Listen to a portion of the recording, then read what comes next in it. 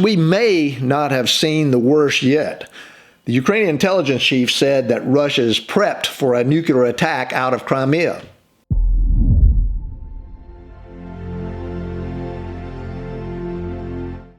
Hi guys, welcome back to the Storm in the Cellar. Today I'm going to give you my weekly update on the insanity that's happening in Ukraine and talk about some of the actions from other major players in this mess. Apparently the Ukrainians are giving the Russians the what for. A few days ago, Moskva, a guided missile destroyer, and the flagship of the Russian Black Sea Fleet was sunk, and apparently there were only 100 survivors out of 510 sailors. The Russians say it was being towed after a fire broke out and then sank after an ammunition explosion. However, U.S. intelligence believes the ship was struck by two Ukrainian Neptune missiles, which caused it to sink pretty darn fast. I'm imagining that this is a pretty serious blow to Russian pride, especially with the May victory celebration coming up. However, not to be outdone, Russian forces struck outside of Kiev and Mariupol and other cities with cruise missiles. It's reported that there wasn't much damage in Kiev, however, Mariupol took a beating. In fact, the Ukrainian general says it may fall to Russian forces not within days, but hours. Of course, we may not have seen the worst yet. The Ukrainian intelligence chief said that Russia is prepped for a nuclear attack out of Crimea. In addition to that, the director of CIA says it's unwise to discount the possibility of Russia using nukes. You think?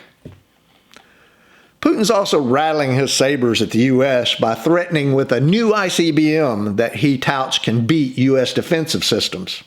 However, Putin's not only feeling the heat from his generals, who, by the way, tend to disappear if they give him bad news, but also the major setbacks on the battlefront is causing turmoil at home.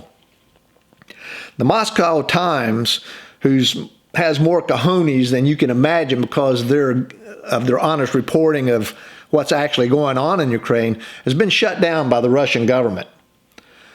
However, they've reopened in the U.S. and has doubled their readership. Imagine that. Honest reporting and more people wanting to hear what you have to say. Moody's is reporting that Russia may default on its debt for the first time in a century. It seems everyone is getting a case of war nerves as well in Europe. Finland and Sweden are both considering joining NATO. Now, these two countries are historically neutral. If they're considering joining NATO, they must be shaking in their boots that madman Putin is capable of anything. And you know what? I tend to agree with them. Further, others seem to be concerned that war is coming. In preparation for war, countries in the Baltic region are postponing green energy for coal-fired energy. I guess they're figuring, green energy 20 years down the road is not going to really help me much. Maybe U.S. leadership will get the hint. No, never mind. No, I doubt it. And then there's China. They're building 50 more coal-fired plants in an effort to be energy independent. While others plan for war, it seems the U.S. and NATO are sitting back and sucking their thumbs. I'm still wondering where the UN and G20 are on all this. Yeah, they say this and that, but so far no actions. Bringing up China again. Apparently they wanted a piece of the action as well. Easter Sunday, 6 Chinese military transports flying in formation flew over NATO nations and delivered 22 sophisticated FK-3 surface-to-air missile systems to Serbia. These missiles are medium-range SAMs and are comparable to the U.S. Patriot and Russian S-300. But remember, Serbia is no friend to NATO. China also staged military exercises while U.S. lawmakers visited Taiwan. Nothing like an effective message to the U.S., right?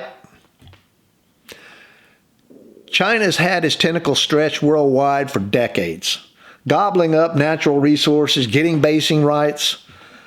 However, recently, the U.S. sent top officials to the Solomon Islands after an apparent agreement with China, which was leaked, to allow Chinese warships to port there and to send forces there to help with civil unrest. Is anyone else buying this story? Have you ever wondered about our own backyard? China has plans to develop a huge presence in Central and South America. They've sunk billions of dollars into that region and has signed over 30 bilateral agreements with Panama. Panama Canal sound kind of important to you?